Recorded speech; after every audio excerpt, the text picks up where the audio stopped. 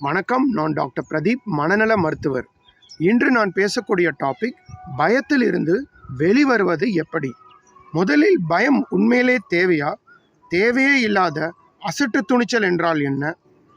தேர்வு பயம், கற்பனை பயம், மரண பயம், இவற்றிலிருந்து வெளிவருவது எப்படி என்பதை விரிவாக இந்த காணொளியில் காணலாம்.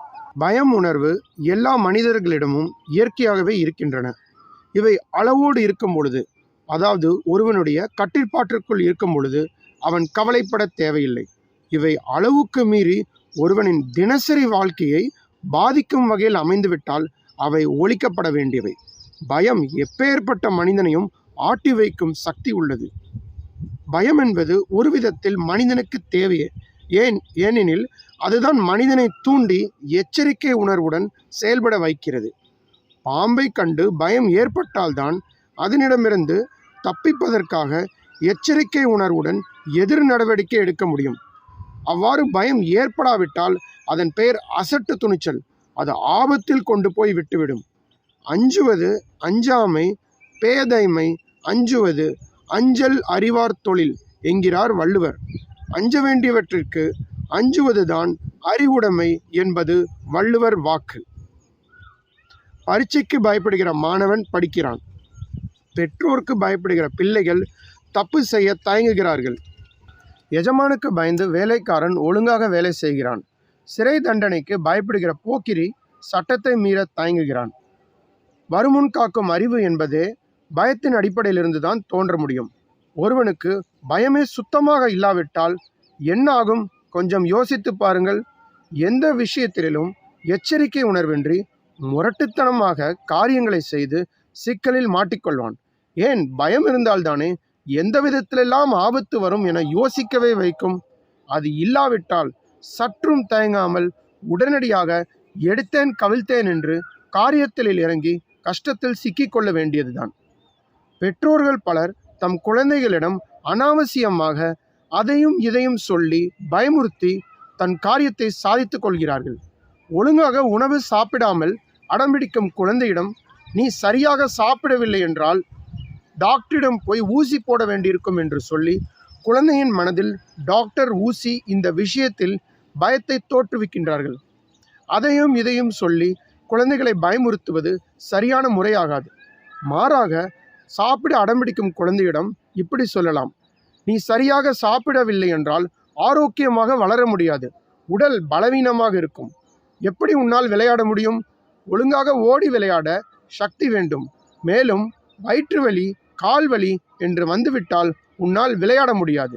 எனவே சரியாக சாப்பிடு என்பது போன்று குழந்தையின் வயது, விருப்பம், குணம் இவைகளுக்கு ஏற்ப சொல்லி அவனுடைய மனதில் உணவின் முக்கியத்துவத்தை ஊட்டலாம்.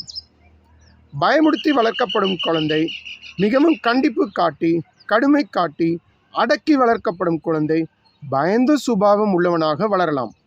தன்னம்பிக்கை இல்லாதவன் பயப்படுவதுண்டு. தன்னால் முடியுமா முடியாதா என்ற அவநம்பிக்கையினால் எழும் பயம் அது. பாதுகாப்பற்ற உணர்வு பயத்தை தோற்றுவிக்கலாம். நாளை என்ன நடக்கும்? நாளைய தினம் எப்படி இருக்கும்? என்னுடைய எதிர்காலம் என்ன என்று பல விஷயங்கள் அவனை பயமுறுத்துகின்றன. இயற்கையிலேயே ஒருவன் பெற்றிருக்கும் பரம்பரை குணம், ஜீன் காரணமாக அதிக பயமுணர்வு ஒருவனுக்கு வரலாம். காரணம் எதுவாயிருந்தாலும் அனாவசியமாக எழும் பயத்தை போக்க வேண்டும். தன்னிடமுள்ள அச்சத்தை ஒழிக்க விரும்புகிறவன் முதலில் தன்னுடைய அச்சத்தை உணர வேண்டும். அதாவது தான் எந்த விஷயத்தில் பயப்படுகிறோம், ஏன் பயப்படுகிறோம் போன்ற விஷயங்களை கண்டறிய வேண்டும். பரீட்சைக்கு பயப்படுகிற மாணவன் தான் படிக்கிறான் என்றாலும் படிக்க தூண்டுகிற அளவுக்கு அந்த பயம் இருந்தால் போதும். ஆனால் பயம் தோற்றுப்போனால் என்ன செய்வது? தோற்றுவிட்டேனே, இனி என்ன செய்வது என்று அனாவசிய அச்சத்தை தருவதாக அமையக்கூடாது. இந்த தோல்வியை பெரிய குற்றமாகவோ அவமானமாக எடுத்துக்கொண்டு உயிரை மாய்த்தல் அல்லது வீட்டை விட்டு ஓடிப்போதல் போன்ற அசம்பாவிதங்களை செய்ய வேண்டாம். இவன் ஒன்றை நினைவில் வைத்து கொள்ள வேண்டும்: கல்வி ஒருவன் தனக்காக தான் பெறுகிறானே ஒழிய ஊரும் உலகும் மெச்சுவதற்காக அல்ல. எனவே அவன் பரீட்சையில் தோற்றிப்போனால் அது ஊர் உலகத்தை பாதிக்கப் போவதில்லை. மகன் தோற்றுப்போனால் அவனுடைய பெற்றோர்கள் வருந்தக்கூடும். ஆனால் எக்காரணம் கொண்டும் அவன் வீட்டை விட்டோ உலகத்தை விட்டோ போய்விட வேண்டும் என்று அவர்கள் விரும்புவதில்லை. எந்நிலையிலும் அவர்கள் அவனை நேசிக்கின்றார்கள்.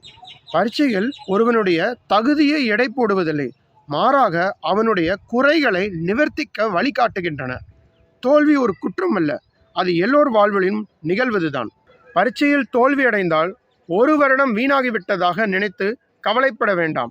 அந்த 1 வருடம் உங்கள் வாழ்க்கையை கூட்டவோ குறைக்கவோ போவதில்லை. திட்டமிட்டு தயக்கமின்றி எதை செய்ய பயப்படுகிறீர்களோ அதையே செய்யுங்கள். நான் பயப்படுகின்ற விஷயத்தையே நான் செய்கிறேன் என்று திரும்ப திரும்ப உங்களுக்கு நீங்களே உணர்த்தி கொள்ளுங்கள். அதையே பயந்து கொண்டு செய்யாதீர்கள், துணிச்சலுடன் செய்யுங்கள். இதை செய்யும்போது முதலில் பயமாகத்தான் இருக்கும்.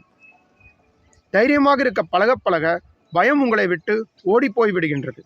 இதற்கு பயத்தை வெளியேற்றுகின்ற முறை என்று சொல்வார்கள். சிலருக்கு சில விஷயங்களை பற்றி நாளை என்ன நடக்குமோ என்று கற்பனை செய்து அஞ்சும் பழக்கம் இருக்கின்றது.